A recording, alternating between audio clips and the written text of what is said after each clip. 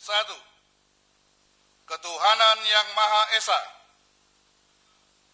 Dua, kemanusiaan yang adil dan beradab. Tiga, persatuan Indonesia.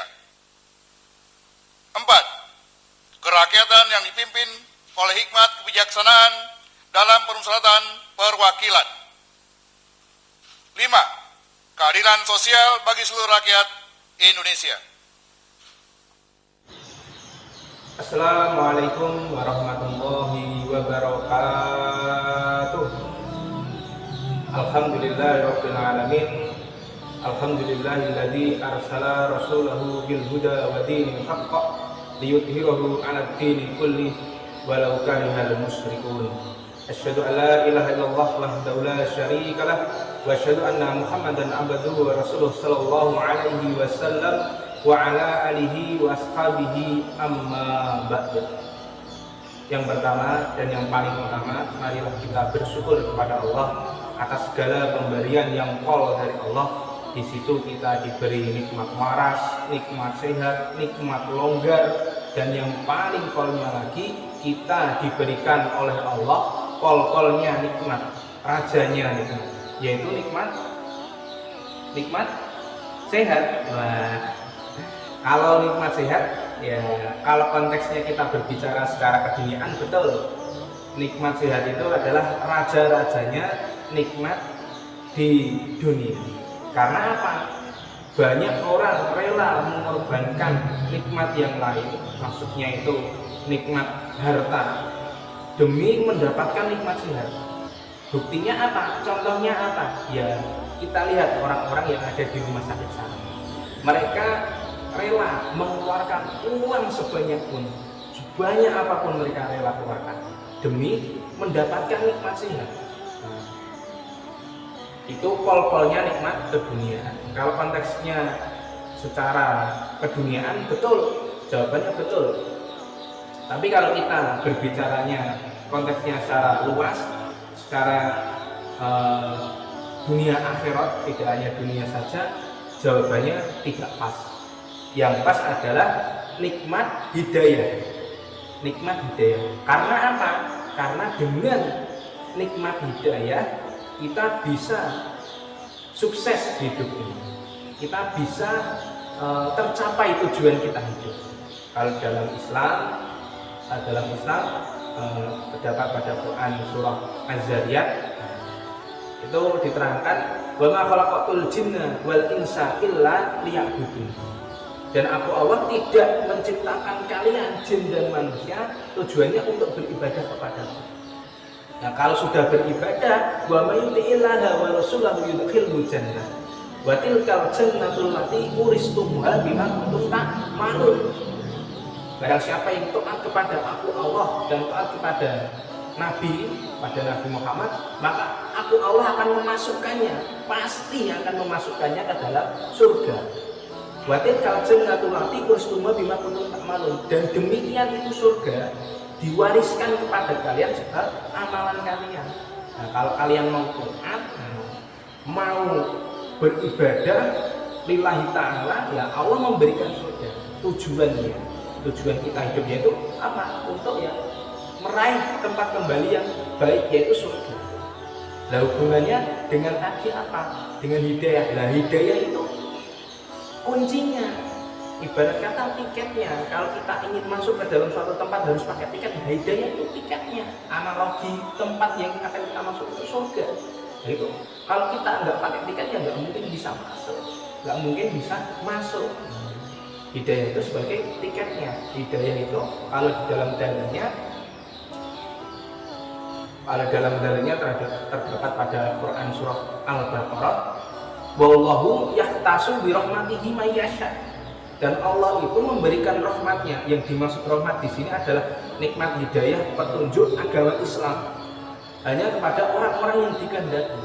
Bisa kita bayangkan di dunia ini jumlah penduduk seluruh dunia itu kurang lebih 7 miliar, bahkan lebih 7 miliar lebih penduduk. Kita ini 1 dari 7 miliar. Kita ini cuma 1 dari 7 miliar penduduk. Tapi kita dipilih Allah, dicalonkan oleh Allah mendapatkan nikmat hidayah.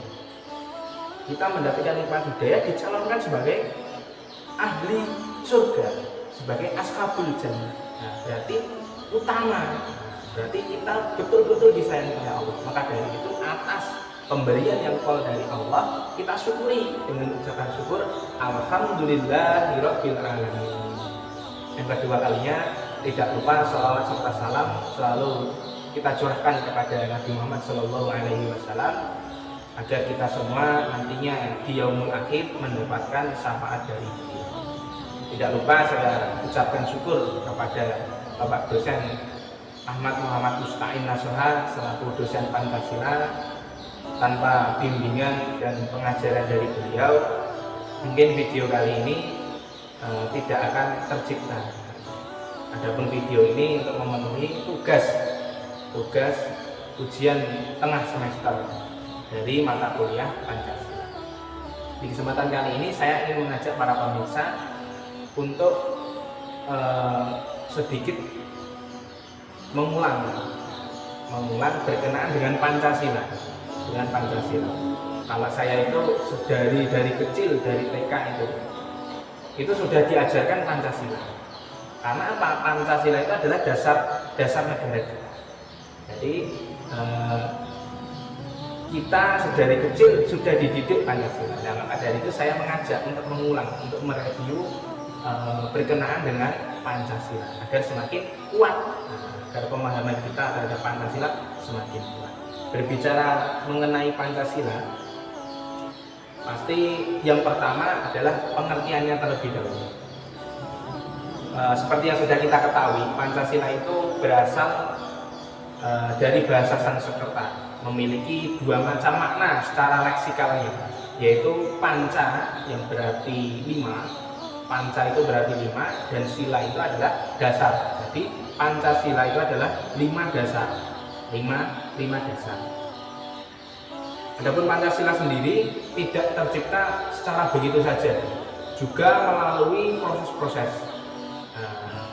Puncaknya yaitu ketika pada tahun 1945 ketika Jepang yang pada waktu menjajah Indonesia kalah perang dunia kedua melawan Sekutu. Nah, momentum itu, melemahnya kekuasaan Jepang di Indonesia dimanfaatkan oleh para pendiri negara kita untuk merumuskan dasar negara. Kenapa harus merumuskan dasar negara? Karena ya namanya sesuatu hal, segala sesuatu itu pasti butuh dasar. Analoginya seperti bangunan, seperti rumah ataupun masjid lah. Tanpa adanya pondasi, ya tidak akan terbangun, tidak akan bisa berdiri, pasti hancur. Nah, analoginya seperti itu. Ya seperti halnya negara. Walaupun negara itu bentuk fisiknya seperti bangunan tidak ada, tapi negara itu ya juga harus mempunyai dasar. Negara itu harus mempunyai dasar. Nah, dasar-dasar untuk membangun negara. Nah, para pendiri negara kita merumuskan yaitu Pancasila. Tepatnya pada 1 Juni 1945, Insinyur Soekarno mengemukakan bahwa gagasan 5 nilai yang sebelumnya sudah dikemukakan oleh Mr. Supomo, kemudian dikemukakan juga oleh Muhammad Yamin, kemudian yang terakhir pada 1 Juni itu dikemukakan oleh Insinyur Soekarno, dijadikan sebagai 5 hal itu, 5 rumusan itu sebagai Pancasila. Panca yang berarti 5, sila yang berarti dasar. Awalnya Pancasila itu tidak semata-mata setelah dirumuskan langsung jadi, tidak, tapi juga ada lika-likunya, yaitu tepatnya pada Piagam Jakarta 22 Juni 1945. Awalnya itu Pancasila itu rumusannya yang sila pertama itu ketuhanan dengan kewajiban menjalankan syariat Islam bagi para pemeluk-pemeluknya. Kemudian yang kedua kemanusiaan yang adil dan beradab, 3 persatuan Indonesia, yang keempat kerakyatan yang dipimpin oleh hikmat kebijaksanaan dalam permusyawaratan perwakilan, dan yang kelima adalah keadilan sosial bagi seluruh rakyat Indonesia. Awalnya seperti itu, sudah jadi rumusannya, kemudian dijadikan menjadi Piagam Jakarta awalnya, atau bisa dibilang sebagai Jakarta Charter. Akan tapi karena Indonesia itu memang sedari dulu bukan negara Islam, ya mayoritas Islam tapi bukan negara Islam. Banyak orang-orang Indonesia, saudara-saudara kita di Indonesia bagian timur itu yang beragama non-Islam, sehingga mereka protes, wah nggak bisa ini, yang sila pertama kok sangat spesifik ke Islam saja, sedangkan Indonesia itu Bhinneka Tunggal Ika, banyak ragamnya. Indonesia itu sangat kaya akan keanekaragaman, termasuk juga dalam agamanya, dalam kepercayaannya. Maka dengan mempertimbangkan usulan tersebut agar Indonesia berdiri dengan sempurna, tidak terjadi diskriminasi, tidak terjadi intoleransi, maka para pendiri-pendiri negara akhirnya memusyawarahkan ulang, merevisi, sehingga sila yang pertama diubah menjadi ketuhanan yang Maha Esa seperti saat ini, sampai saat ini. Itu termasuk lika-likunya, tidak kok langsung menjadi Pancasila satu ketuhanan yang Maha Esa sampai selesai, itu tidak. Di dalamnya melalui banyak sekali proses-prosesnya. Nah, di kesempatan kali ini saya akan lebih spesifik lagi mengajak para pemirsa untuk membahas Pancasila dalam sudut pandang Islam. Kalau dalam sudut pandang Islam tentunya harus dengan dalil Quran dan hadis. Ada dalil Quran dan hadis. Saya sudah menyiapkan materi. Yang pertama adalah sila ketuhanan yang Maha Esa. Saya mengambil dalilnya di dalam Quran surah Al-Ikhlas yang paling umum, karena Al-Quran sendiri itu sepertiga dari Al-Quran saja itu berisi tentang ketauhidan. Jadi banyak sekali dalil-dalil yang tentang ketauhidan yang ada di dalam Al-Quran. Saya mengambil yang paling umum saja, yaitu Quran surah Al-Ikhlas ayat pertama. Bunyinya, A'udzubillahi minasyaitonirrajim. Bismillahirrahmanirrahim. Qul huwallahu ahad. Dialah Allah yang Maha Esa. Sangat jelas Maha Esa. Kemudian yang kedua, saya mengambil dalil dari Quran surah Al-Hasyr nomor surah 59 ayat 23. Huwallahul ladzi la ilaha illahu. Dialah Allah, tidak ada Tuhan selain Dia. Dialah Allah, tidak ada Tuhan selain Dia. Jadi ya tidak ada Tuhan ya selain Allah. Ya Tuhan yang pantas disembah ya satu-satunya hanya Allah.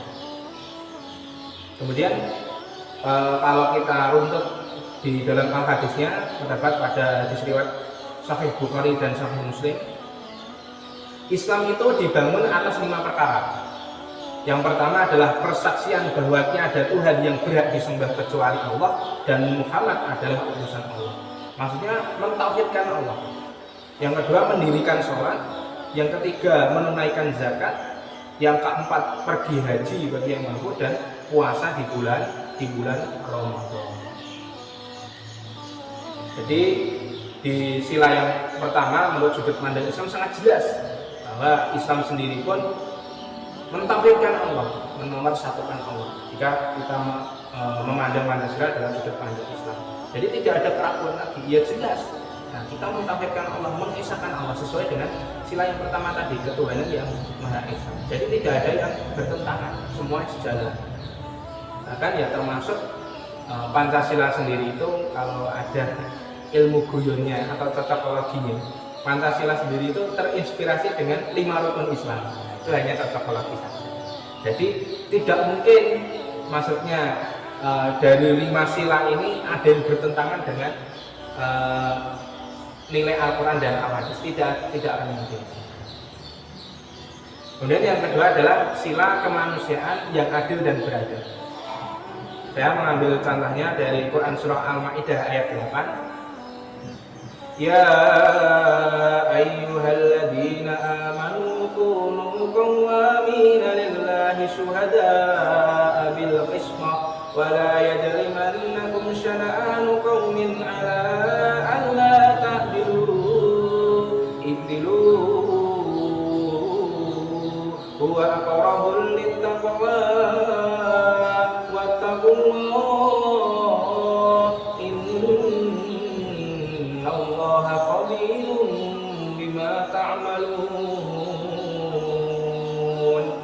Wahai orang-orang yang beriman, jadilah kamu sebagai penegak keadilan, karena Allah ketika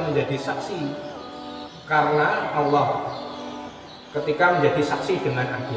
Dan janganlah kebencianmu terhadap suatu kaum mendorong kamu untuk berlaku tidak adil.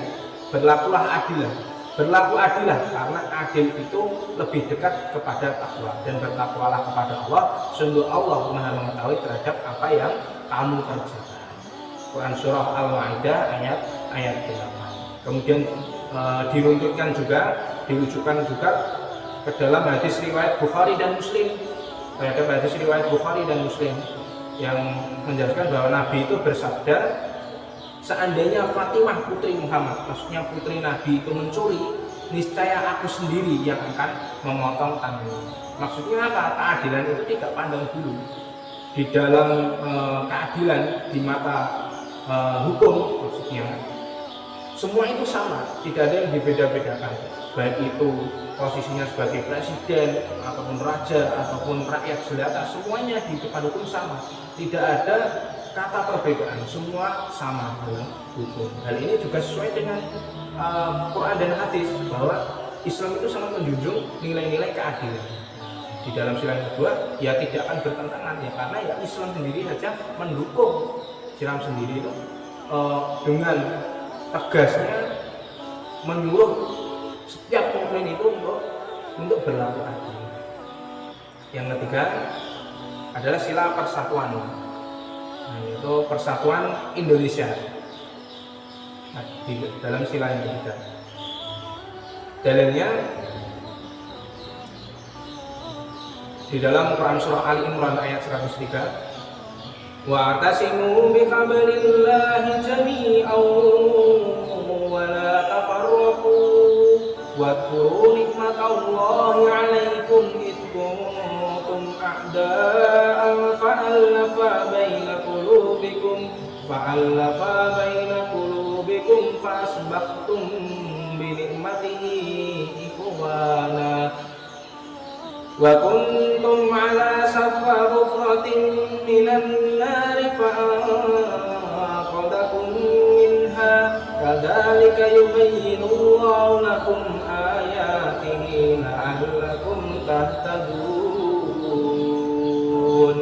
Dan berpegang teguhlah kamu semua pada talinya Allah, pada agama Allah, dan janganlah kamu bercerai-berai, dan ingatlah nikmat Allah kepadamu ketika kamu dahulu atau pada masa jahiliyah bermusuh-musuhan.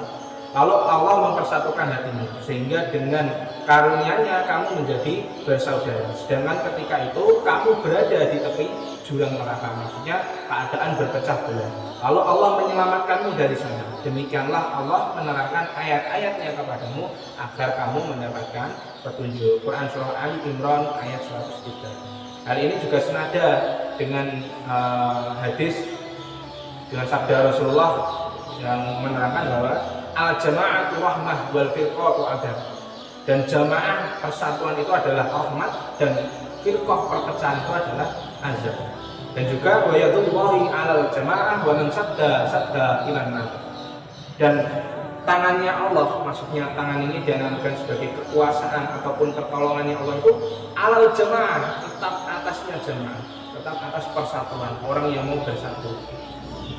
Baman sadda ilan nar. Dan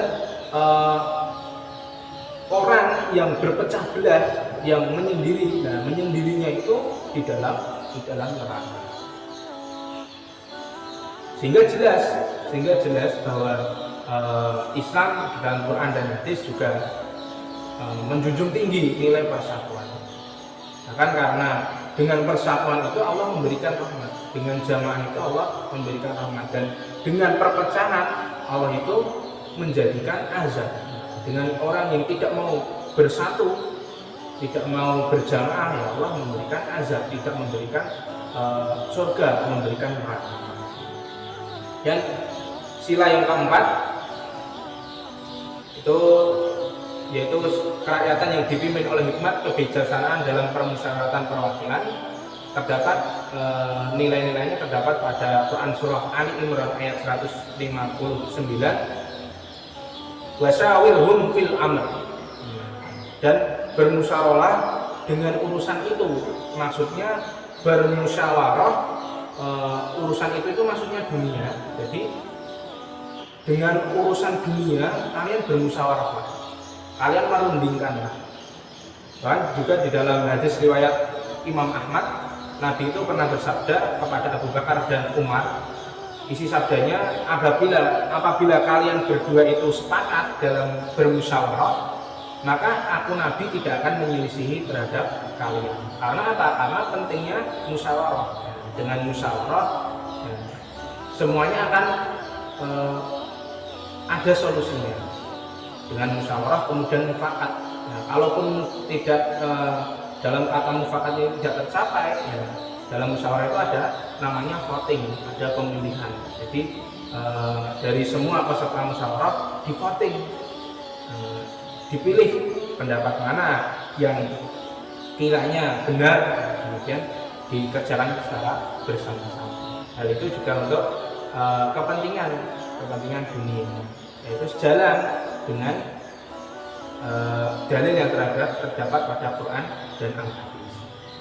Yang terakhir, sila yang kelima adalah keadilan sosial bagi seluruh rakyat Indonesia. Dan ini terdapat pada Quran surah An-Nahl ayat 90 yang akan saya bacakan terlebih dahulu. A'udzubillahi minasyaitonir rajim. Innallaha ya'muru bil 'adli wal ihsani wa ita'i dzil qurba wa yanha 'anil fahsya'i wal munkari wal bagyi ya'idukum la'allakum tadhakkarun. Sesungguhnya Allah menyuruh kamu berlaku adil dan berbuat kebajikan, memberi bantuan kepada kerabat, dan Dia melarang melakukan perbuatan keji, kemungkaran dan permusuhan. Dia memberi pengajaran kepadamu agar kamu mengambil pelajaran. Hal ini juga terkait dengan sabda Rasulullah SAW, carilah keridhoanku dengan berbuat baik kepada orang-orang yang lemah dari kalian. Disahihkan oleh Imam Al-Albani. Dalam sila yang kelima ini Allah secara jelas, secara gamblang telah menerangkan untuk berlaku adil, untuk memberi bantuan kepada kerabat, untuk jangan berlaku keji, jangan berlaku aneh. Ya, kemudian Nabi juga menjelaskan, carilah keridhoanku. Maksudnya ini ya mencari keridhaan Allah itu dengan membantu orang-orang yang lemah. Jadi kalau kita mempunyai kelonggaran, terutama dari segi rezeki, kita bantu, termasuk implementasi kita terhadap sila keadilan sosial bagi seluruh rakyat Indonesia. Kalau kita